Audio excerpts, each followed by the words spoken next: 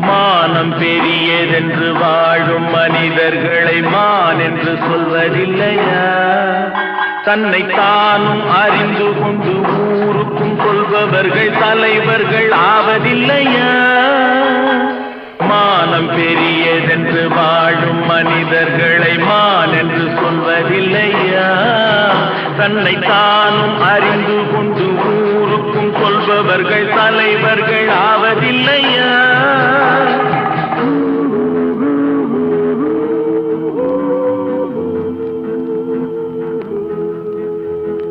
உன்னை அறிந்தால் நீ உன்னை அறிந்தால் உலகத்தில்